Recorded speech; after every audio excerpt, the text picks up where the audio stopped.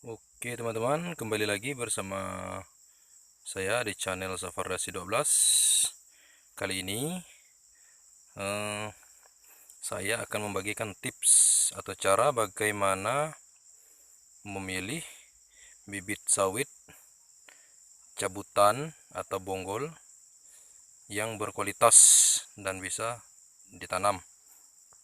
Ya, kali ini saya akan membagikan tips atau cara bagaimana cara memilih bibit sawit cabutan atau bibit sawit bonggol kualitas unggul supaya bisa ditanam.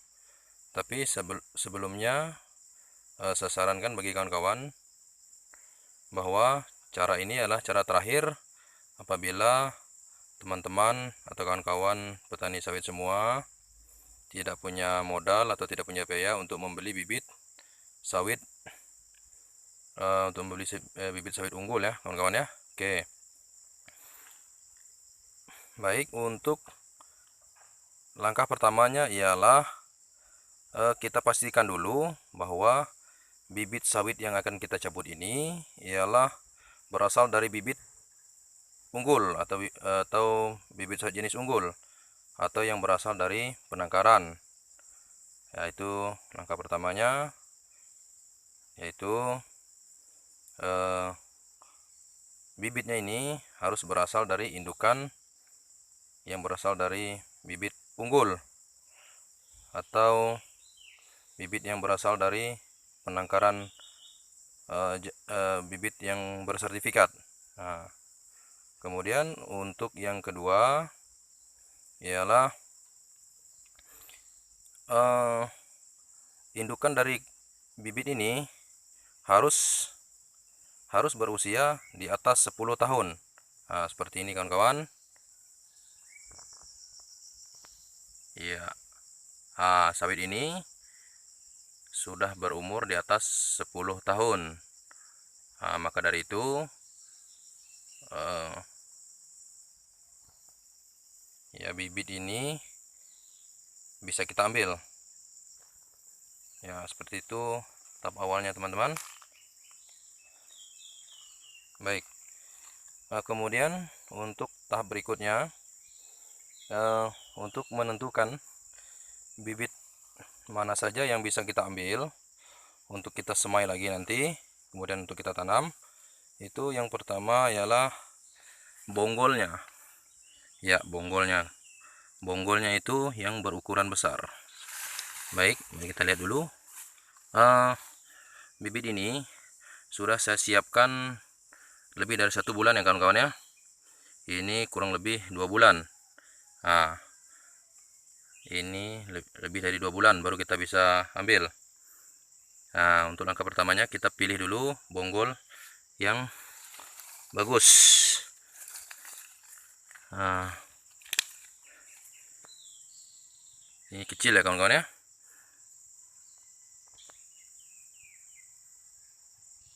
Nah, coba kita ambil yang ini kawan-kawan. Iya. Ini sudah memenuhi syarat minimal ya kawan-kawan ya. Ya, ini sudah memenuhi syarat minimal untuk bisa kita semai kembali atau kita tanam ke polybag kembali. Nah, saran saya kita memilihnya cari yang agak membuka seperti ini, kemudian bonggolnya besar, itu akan berpotensi menjadi bibit yang bisa ditanam nantinya. Nah, tapi kelemahan dari sistem seperti ini kawan-kawan, untuk menghasilkan bibit yang unggul hanya maksimal 50% saja. Maksimal 50% saja.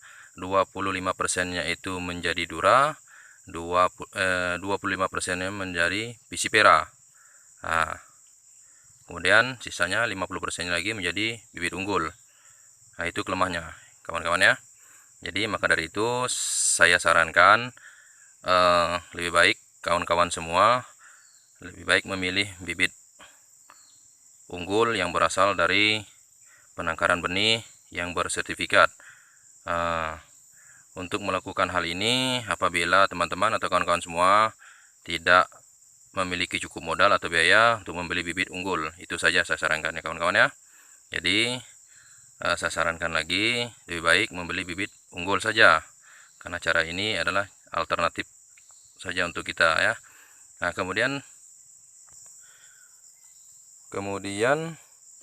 setelah itu setelah kita kumpulkan bibit-bibit ini, kita kumpulkan atau kita semai lagi ke dalam polybag ya. Nah, setelah kita semai di dalam polybag, kita tunggu usia tanaman kita ini atau kecambah kita ini berusia 7 bulan. Kemudian setelah usia 7 bulan, kita sortir lagi.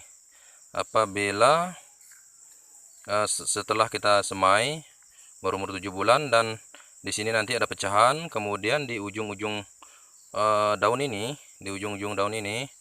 terlihat seperti umbayan atau benang. Nah, itu yang kita ambil untuk menjadi bibit yang kita tanam nanti.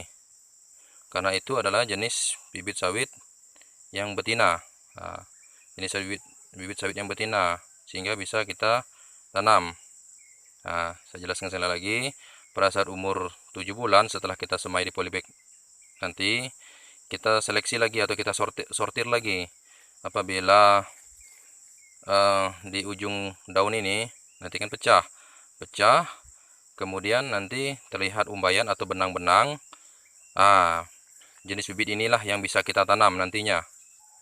Kalau tidak ada keluar benangnya, saya sarankan jangan.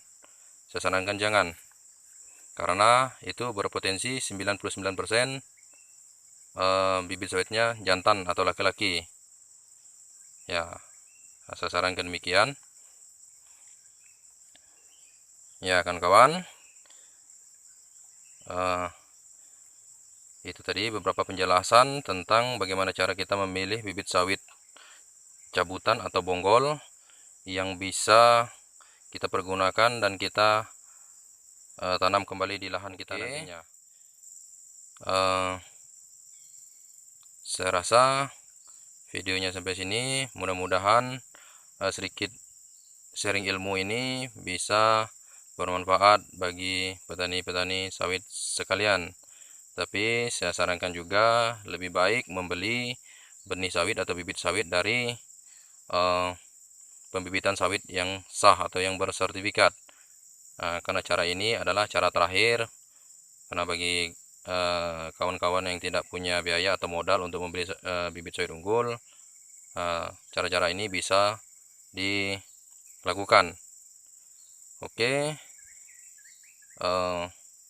terima kasih buat kawan-kawan semua yang sudah menonton. Jangan lupa klik like, komen, share, dan jangan lupa subscribe channel ini supaya saya lebih bersemangat lagi membuat konten-konten berikutnya. Salam petani berdasi. Terima kasih.